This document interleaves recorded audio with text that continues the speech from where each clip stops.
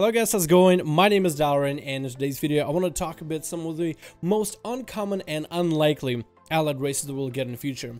Blizzard has stated that they are adding 6 new allied races, which are not quite races, but the allied race concept is a very interesting one. They're adding 6 of them with the drop of Battle for Azeroth, with more to come.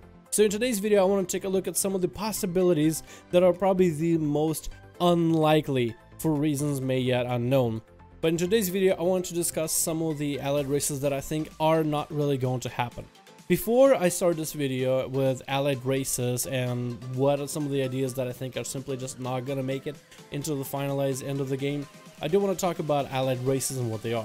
They basically turned the idea of races on their heads. If you think sub-races, this is as close of a concept as we'll be able to really see within the game. Now the sub-races, while they are, or allied races, while they are similar, like Dark Iron Dwarves are similar to normal dwarves, you have the Zandalari trolls which are similar to Darkspear trolls, they're also still different. High Mountain Tauren will always retain antlers no matter which druid form they take up. The racial is also quite different, same thing for the Lightforged Draenei and the Void Elves. Void Elves while in combat will be able to envelop themselves in shadow form just like a priest, so imagine a rogue striking from shadows coated in shadow. I mean, that just sounds insane to me. And there's a lot of ways in terms of how they look, but also how they play, as the racials and passive racials will be very different for all these races. So the idea of allied races allows Blizzard to play around with a lot more models and make some tweaks to how people look, make some tweaks to, let's say, Zandalari trolls standing up while normal Darkspear trolls have still this hunch over, while allowing to just make yet another troll in the game. They're different enough where you can call it almost its own race, but they're not quite a brand new idea like when they added Pandaren into the game. So it allows Blizzard a lot more classes and races to play with.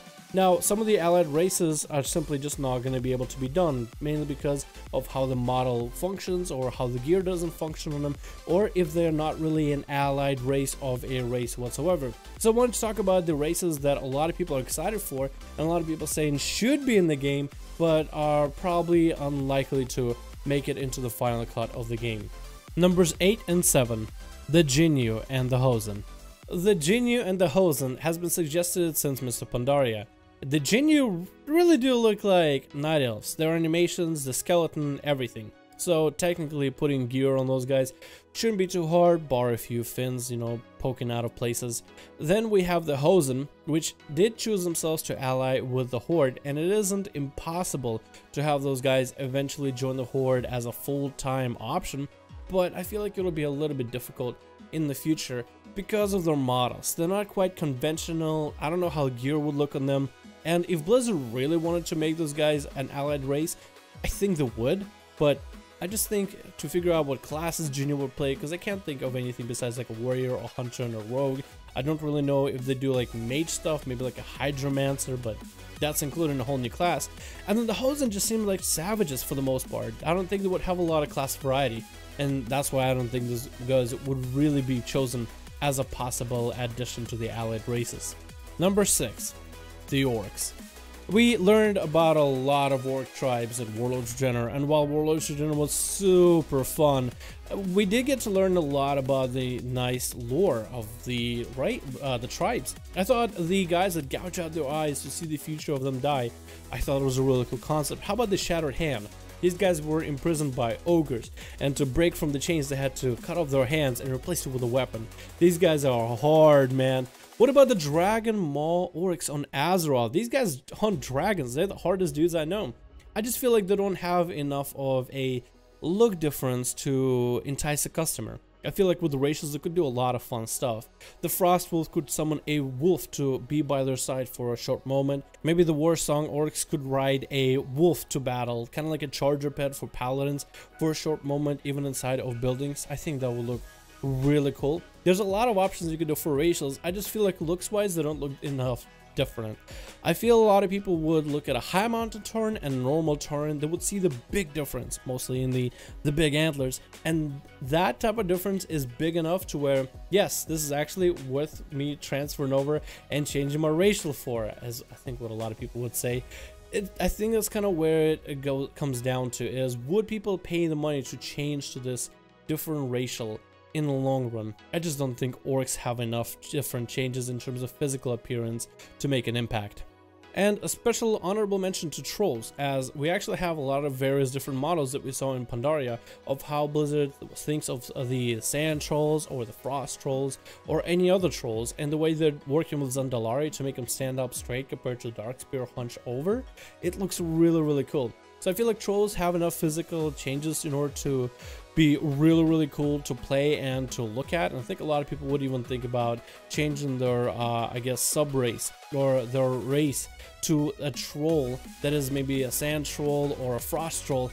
I just think that Blizzard is gonna take time first with Zandalari for us to get used to them, then maybe bring all the other trolls into the fray, into the horde after a while. So I think these guys will happen, it's just not immediately. Number 5, the half-elves.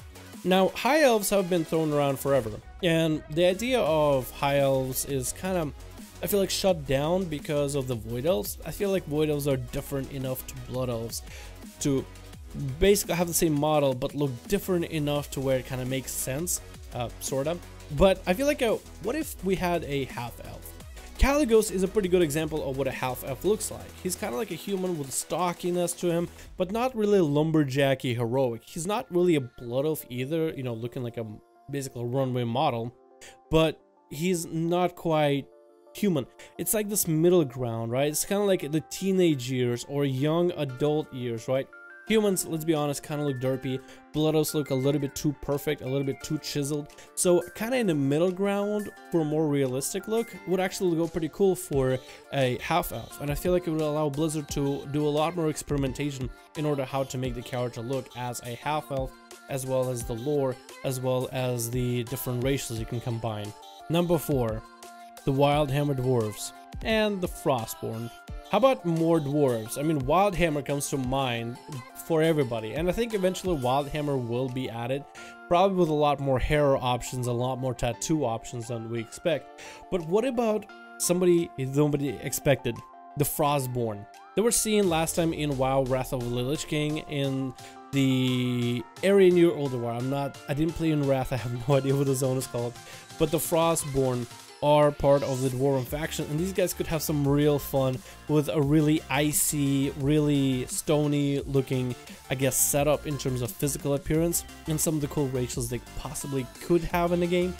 But I think Wildhammer Frostborn will have their own time in the future as the expansion kind of tries to introduce them through lore, so I don't think these guys are going to be the first ones on the chopping block to be added into the game. Number 3, the Arakawa.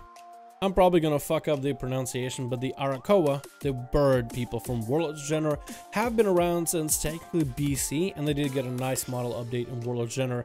I feel like their racial could be something cool, like being able to fly instead of like a Demon Hunter glide. You actually get to fly for a short period of time, which will allow you a lot more exploration. And these guys have seemed to have an allied faction with both Horde and Alliance, so technically they do have brethren over in World of General, and if you start pulling things out of WoD on like the opposite side, opposite time, opposite world, however the hell that worked out, I think it'll be kind of cool to be able to see those guys fly in the game. Although I feel like the models are just too restrictive, so it's unlikely we'll see them, but it will be really cool to see a Arakawa just flying around Stormwind in their own free will, or flying before everybody else gets to flying. I honestly think that could be a big selling point for those guys. Number 2, Argus Broken Draenei. Now, the Argus Broken is kind of like the ugly half-cousin of the Lightforged.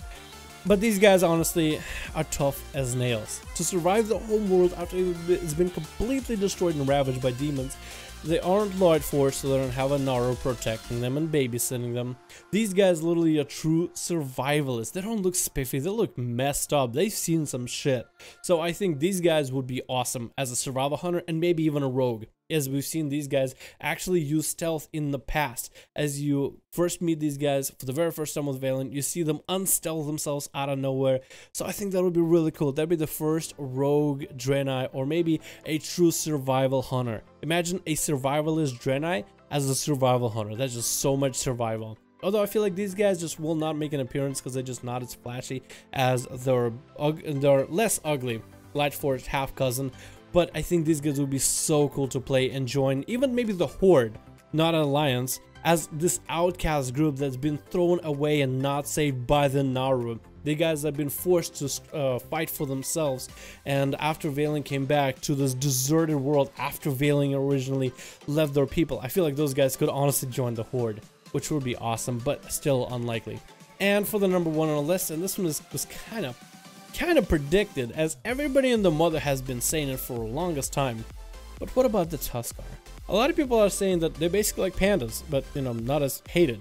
They're derpy looking pandas, basically. These guys have been around since forever. They have been a great addition back in Wrath.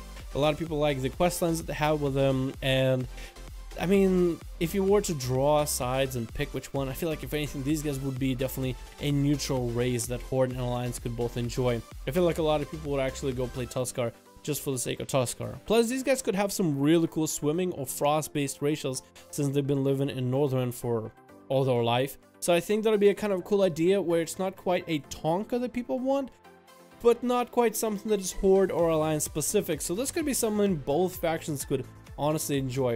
And I think this would be really cool to be added in the game, but very unlikely because, again, model issues and such. Thank you guys so much for watching. I hope you enjoyed. Give the video a like if you agree with it. If you don't, feel free to comment below in the comment section. Let me know what race do you think has a low chance of becoming a allied race, but still you would like to see it in the game. I'd like to hear from you guys a little bit here and there. Thank you again for watching. Hope you enjoyed. Subscribe to the channel, and I'll see all of you in the next video.